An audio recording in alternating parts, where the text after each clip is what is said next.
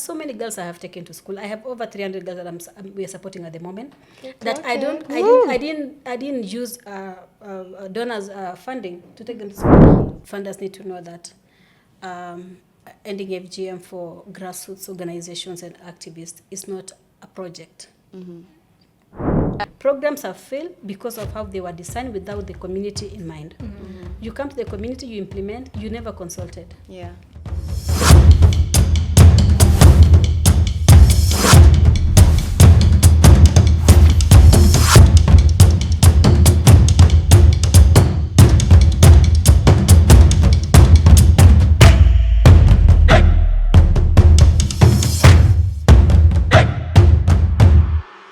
Okay, so we've really spoken about what the journey of activism looks like, what it looks like to work in the community, what it looks like to dip into our pockets, into our physical and emotional labor.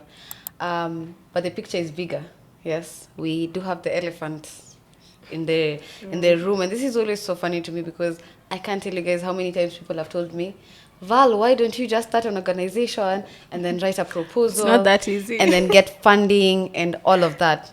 But the truth of the matter is, there's two sides to this work. There's the work that happens in the community, and then there's the work that happens at the global level. Often than not, where the financial resources come from. The space has evolved. We're seeing even more resources, human resources and all of that.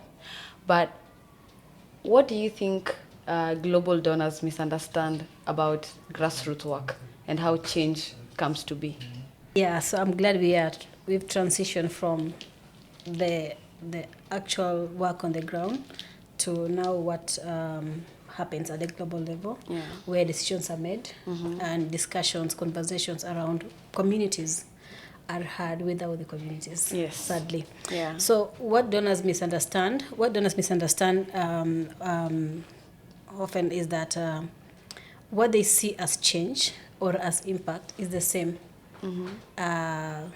Is the same as what the community experience on the ground, and that is the problem.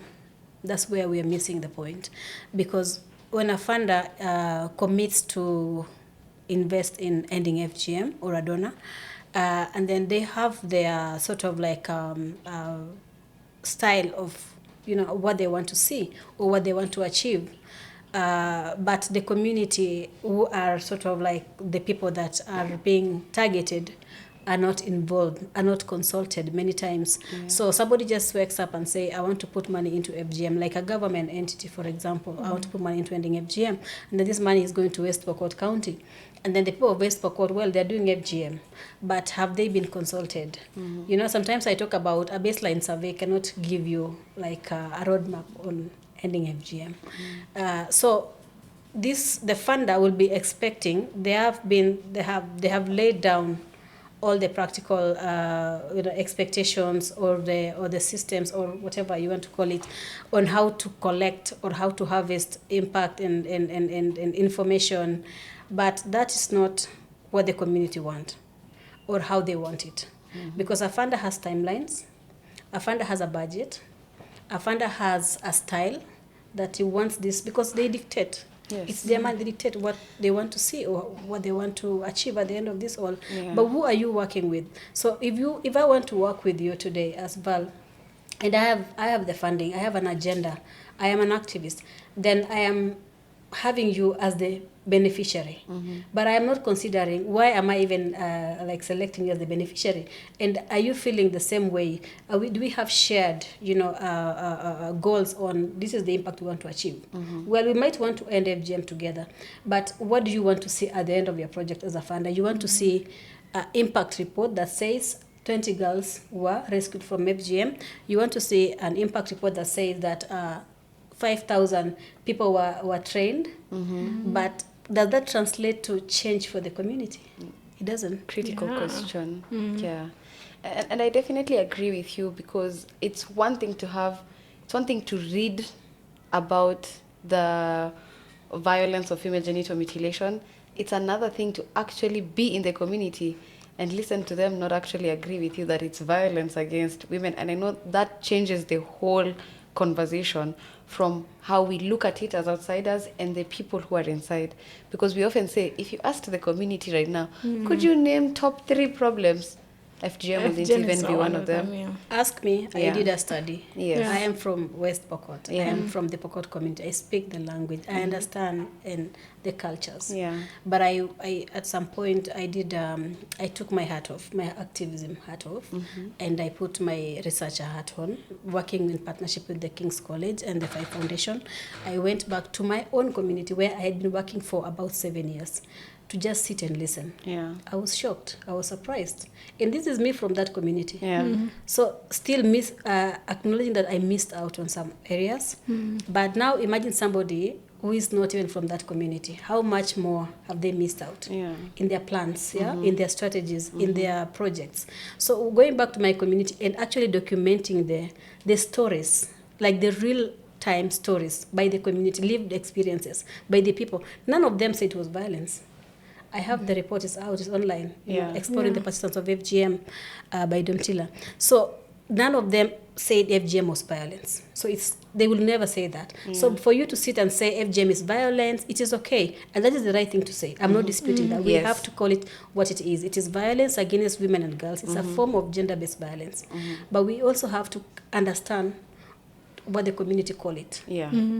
So we can be able to speak their language. Yes. And it's so nice that you've said that you personally, because again, you have the experience of working on ground, you have the experience of being in this community, of knowing the patterns and what the community does, but also coming back and sitting as a researcher and saying, okay, the work that I have been doing has moved, but also there is this different way that this conversation looks like. It's so interesting just to hear that, right? Yeah. But something else, anytime I go to a meeting, especially inception meetings when a donor is funding and you're going to an inception meeting, there is always this segment for sustainability. You're always told how this project is going to be sustained over time once financing reduces. We have seen that this year and a bit of last year, how financing has reduced. But you hear that like, how will you be sustainable? But then that is all that you're taught, but you're not taught how to be sustainable. So for you, and having done this work for 10 years, how does sustainable activism look like for Domtila? I have had that conversation with myself. Yeah. Because I want to point out that being a grassroots or a frontline activist is sustainable. It's sustainability On itself. Yes. That is because you are based there. Yes. With or without funding, I was doing this work. Yeah. You know, I will still host people in my house, and I will feed them using my resources. Yes. That was sustainability. Yeah. There was no funding. There were so many times where we didn't have funding. There was like a gap year in months where there was no funding. So I want that conversation to be had, that grassroots organizations are in itself like sustainability. Already sustainable. Yes. They are already sustainable because they live there. Yeah. You know, they'll be hosting girls in their houses. They'll be taking girls to school. I have so many girls I have taken to school. I have over 300 girls that we are supporting at the moment. That I didn't use donors funding to take them to school. All I had to do was just go to the school, speak to the principal, and then come back and resource mobilize from maybe my friends. You know, so sustainability is, I don't know, I don't understand. It's still part of what donors are not getting. Yeah. Because people sit in a room and they might have good intentions. Yes. I don't say, and I can never say that people have bad intentions. Yeah, People have that's good true. intentions, but they're just not getting it right because they are not involved in the people that are going to implement their programs with or on, you know, in this community. So the best way to do for donors, I will advise that right now, it is not 20 years ago.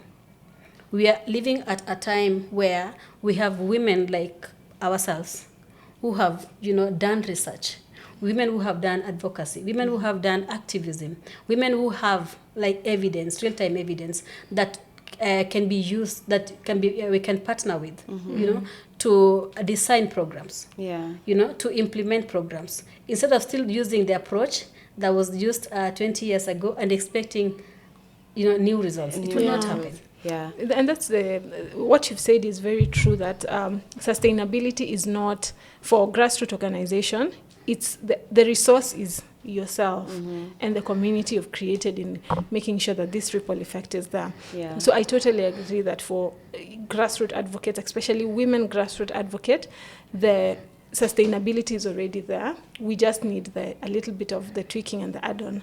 Yeah. Val? No, I really like that. I've never... I wrote on my newsletter about sustainability. Oh, yes, you did. Yes, Were you sustainability waiting for her to tell conversation being a scam, Yeah. right? And now that you've added this other point, I don't know, guys, I'm about to do a rendition of my newsletter and add that grassroots activists on their own, you know, just the same way we look at government and we say that, you know, in the sustainability conversation, government comes up, Yeah. and we say that government is a sustainability plan because Yeah. they're always there. They're there. Then why don't we look at activists the same? Activists That they and even grassroots organizations. Yes.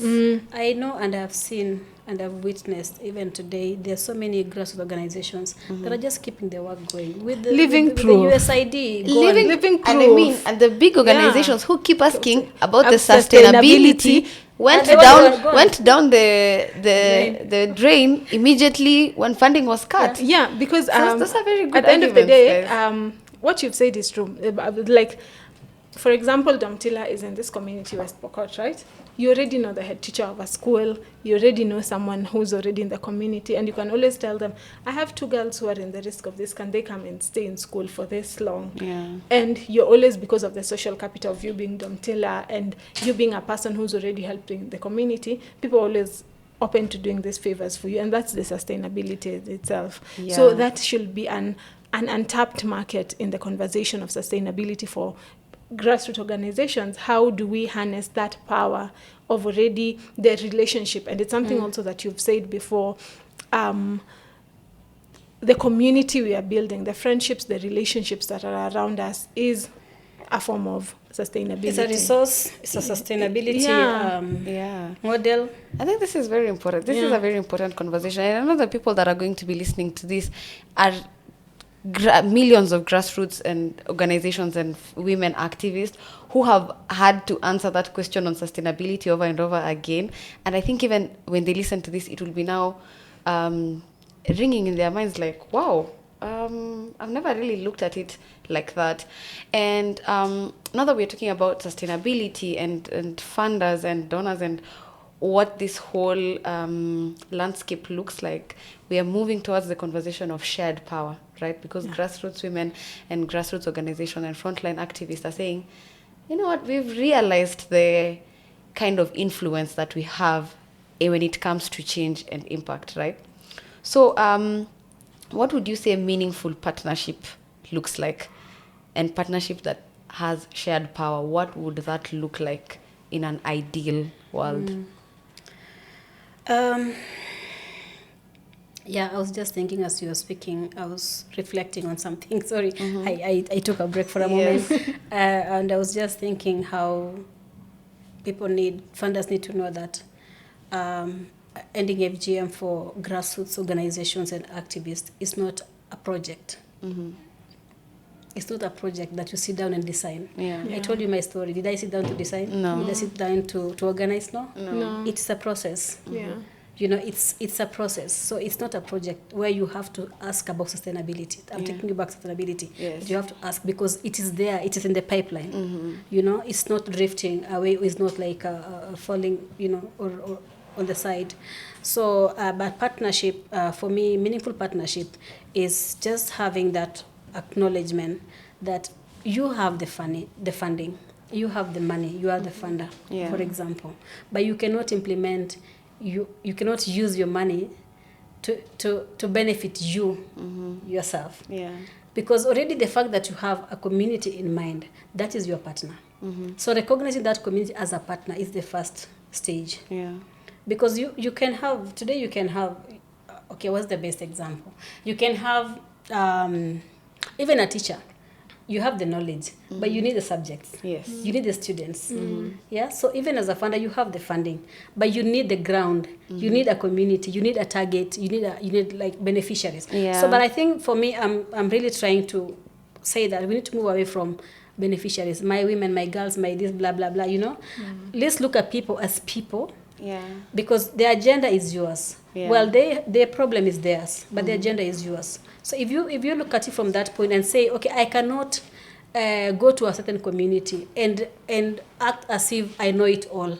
You know nothing about people's cultures and true. people's lifestyle and people's, way of life. You must come from the point of I'm just an expert as a researcher, for example, but you are an expert with 10 years of experience working in your community. You are an expert. So being able to acknowledge that expertise and not looking at expertise only as somebody who went to school. Exactly. And even just to add on before you lose your thought, also that power dynamic of thinking that grassroots advocates are lesser than an expert or a researcher who's coming as a funder.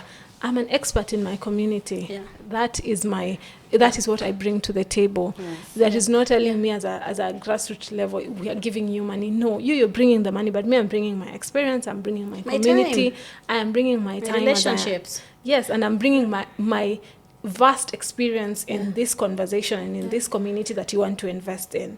And this is my what I bring to the table. So as much as your money is very valuable in this table, as a grassroots advocate also, my time and my experience is also equally as valuable as that money. Because without that money, there is no conversation at the end of the day. Without that expertise. Without this expertise. Yeah, because you see many projects have failed. And this is also where I laugh. Not in a malicious way, but no malice. But I love because many projects have failed. Big projects, big time, they have failed. Yeah, but big organizations, many times they are given a second chance. They're given second chances to reconvene, to rewrite, to redesign, but make a mistake as a grassroots activist. One single mistake. Yes, we told you they are incompetent. They don't have the capacity. Yes, they do not have. They don't have what it takes to hold this money. You know. That is what happens because from the word go, you never really believe in this person as an equal partner. You saw them like you put it, less. And I think we've been saying this over and over again. That's why I mentioned that people need to look at activists when they need to watch this podcast. The word is actually beneficiary. Who went to school. These are women who have papers. These are people with degrees. People who can hold conversation. People who can debate. People who can speak on behalf of their communities. Not because I think someone need to go and rub that the perception notion that a grassroots activist is just some very poor woman sitting under a tree and they don't know what is right for them. And programs have failed. Projects have failed not because of grassroots activists. Programs have failed because of how they were designed without the community in mind. You come to the community, you implement, you never consulted. They will fail. And part of why we are still here today is because we got it wrong from the beginning.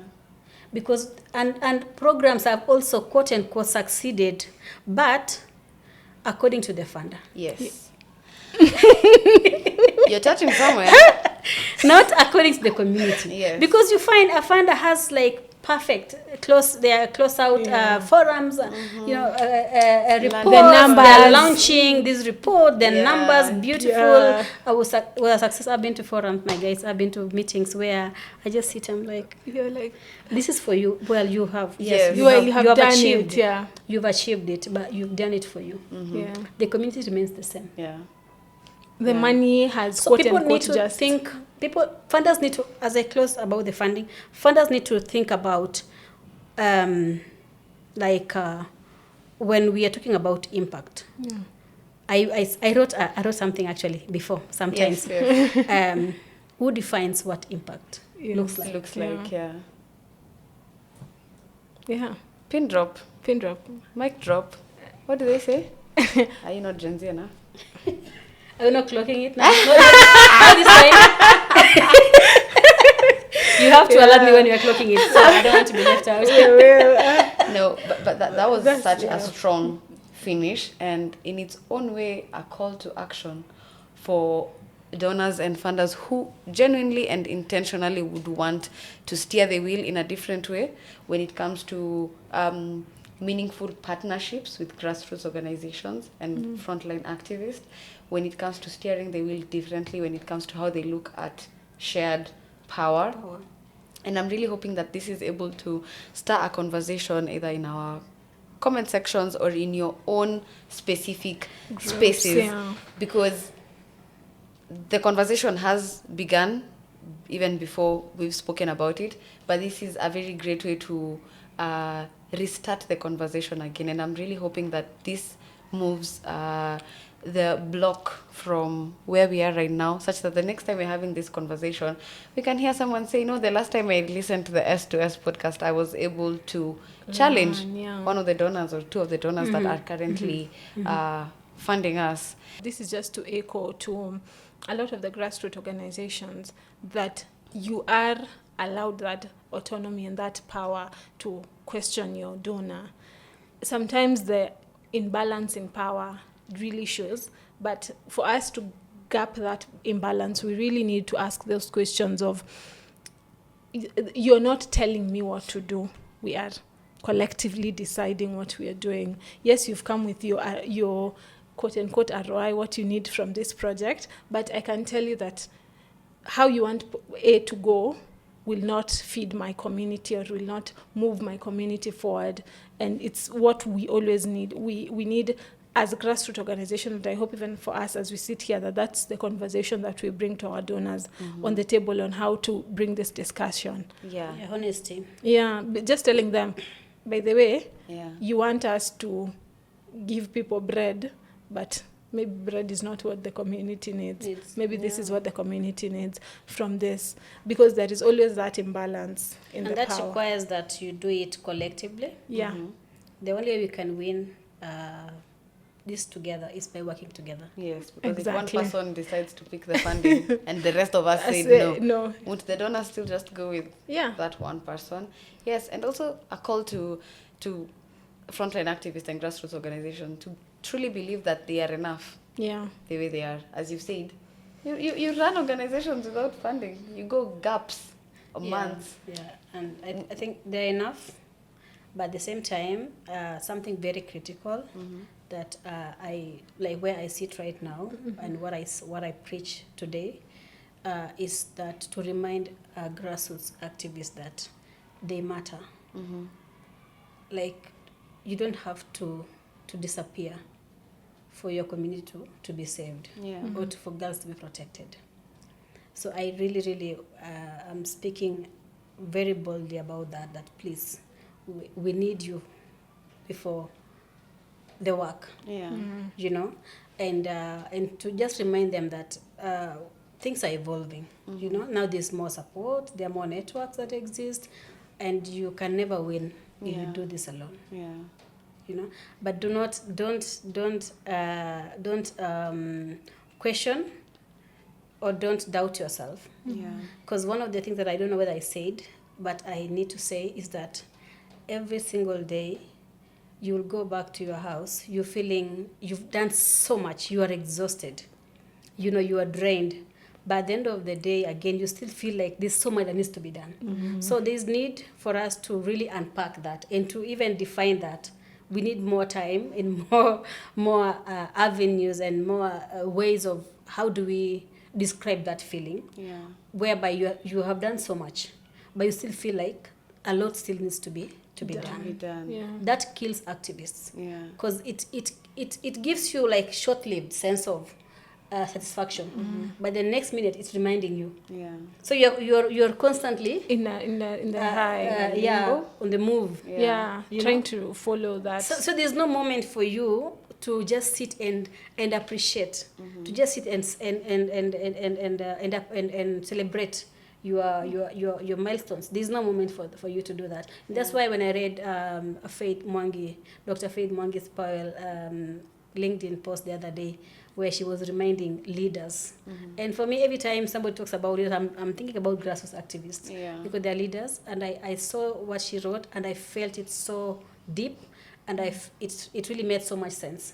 Because every time when you have that 1 minute just to sit and chill and just like breathe, You're feeling like you need to be doing something. Yes. You need to be doing something. Yeah. So for us activists working at the grassroots, you are almost conditioned to see rest as waste of time. Yeah. Rest is important. And you've touched on well-being, and one of the things that you've reminded activists is that they also need to take care of themselves and pat themselves on the back, recognize that the work that they are doing is truly making a difference. And yes, you cannot save the whole world in a day, that we still need you. So could you give us just one other tip, especially to the frontline activists, another way to take care of themselves without necessarily being overwhelmed with the guilt of I'm not doing enough? Yeah. First of all, I think I will say that for you to offer yourself, for you to be that person, to choose to be that person that will stand up in your community to say something. It doesn't really matter how many people had it. You are already doing something. Yeah. You are changing your community because it takes one person, just one bold person, to call out an injustice. Just calling out an injustice is something. Yeah. So I feel like we have sort of like set ourselves up for like really difficult tasks, so that when you don't achieve them, you see yourself as a failure. And the other thing is that we also want to compare ourselves with maybe like big NGOs. They have built schools. Yeah. They have done this. They have big cars. They have done this. They have done that. So I think for me, self-care first of all starts by acknowledging that you're brave. You are doing something for your community, and not everybody is doing it. Yeah. Because why don't we have like 20 people in your village doing that work? Doing the How comes same. it's just you? That is already Yeah. something. So just appreciating that, however small it is, that is something. Yeah. You have done something. And I think one thing that Madam, the CEO anti-FGM board has continued to remind us, and me personally, is that don't beat yourself too much. Please pat yourself on the back. Yeah. Which we don't do. Yeah. We don't do, because we always feel like we have to prove a point. We have to show the funders. We have to keep going. We have to really throw ourselves in there. However hard it is, we have to keep doing this. But what I want to remind people and activists especially is that you don't have to kill yourself. Yeah. Please don't kill yourself. I almost did that. And I thank God, because I found people that at that moment where I was going down, and people reminded me. They didn't just remind me, but they also gave me an opportunity. Yeah. They gave me a second chance, is what I will say. So that's why I am very committed to not just preaching, but also supporting, showing people the way that, okay, this is what you're not supposed to do, Yeah. but this is what you can do. Oh. And you've really mentioned you've had the highest of highs and the lows of lows. And sometimes we forget, we really don't know how low those lows are, guys. Those lows sometimes are really... I feel like I haven't even expressed it the way I am. Please read her but I book. don't want to dwell there, because I think for me it's because I chose, this is personal, I chose to dwell on the positive. Yeah. And if anybody asks me today, why am I still even here? It is because when I look, I have so many girls in the university today. Yeah. That I sit down and I'm like, oh, you are there, you're so Domtila, you help me. Like, just the fact that there's a girl in the university that was never cut, that will never be cut, that will never cut her daughters, that will be educated, that will speak up for herself. Yeah.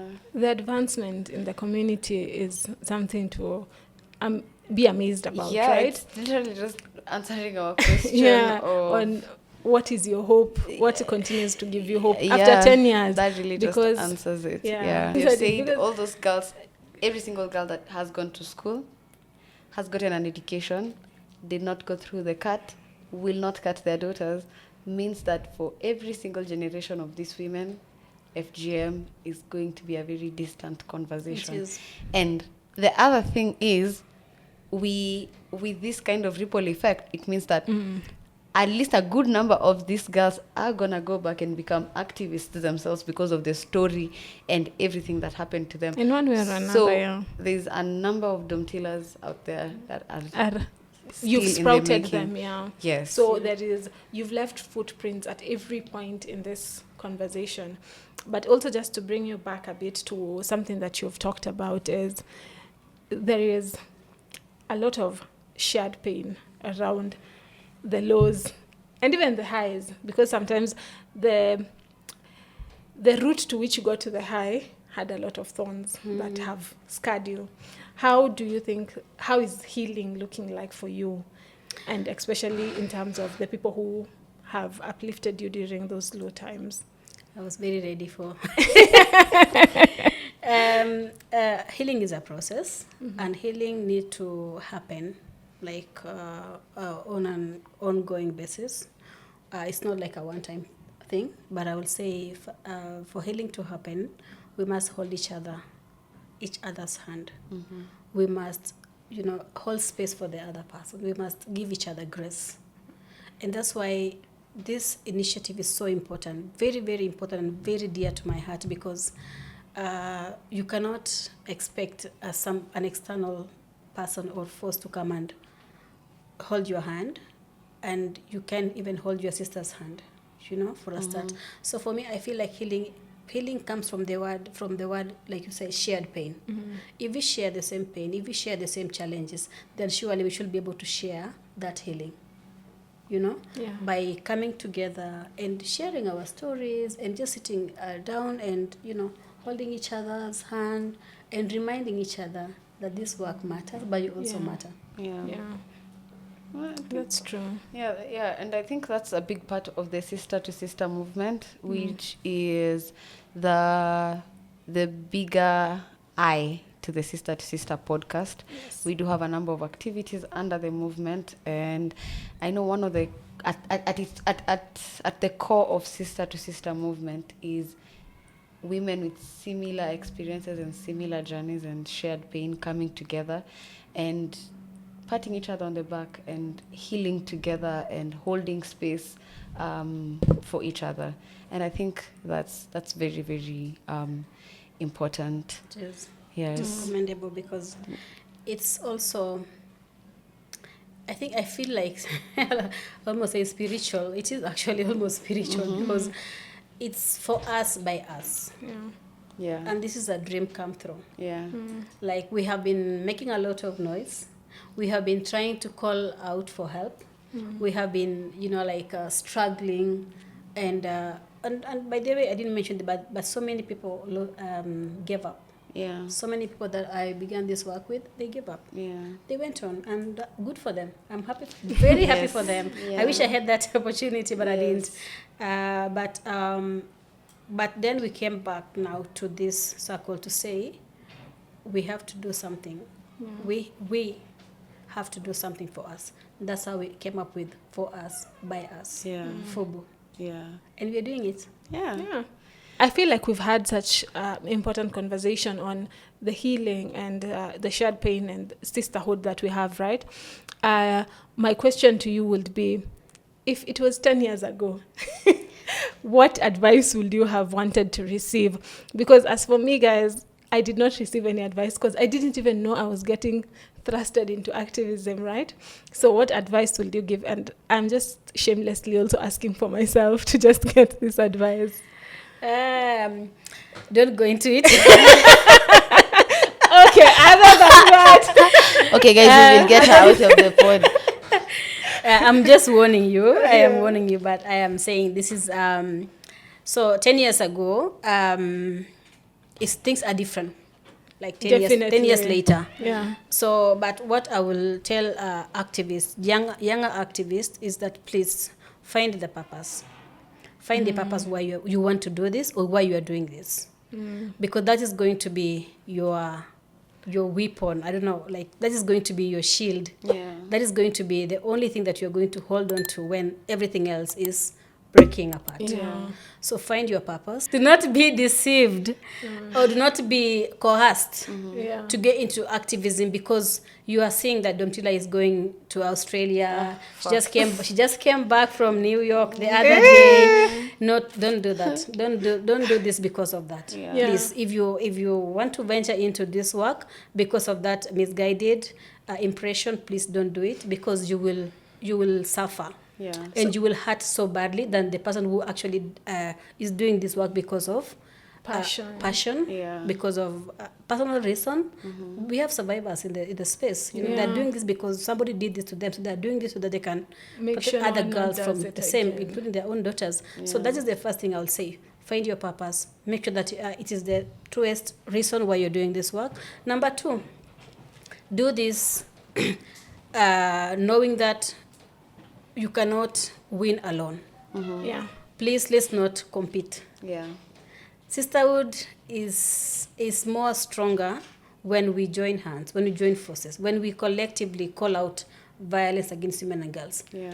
Because by so doing, by coming together, by reaching out to Godano, talking to Valerie, reading her newsletters, you're learning something, you're connecting. Yeah. And when you're connected, you can move mountains. When you are working together, when you are united, actually you can move mountains. Yeah. So do not work in isolation.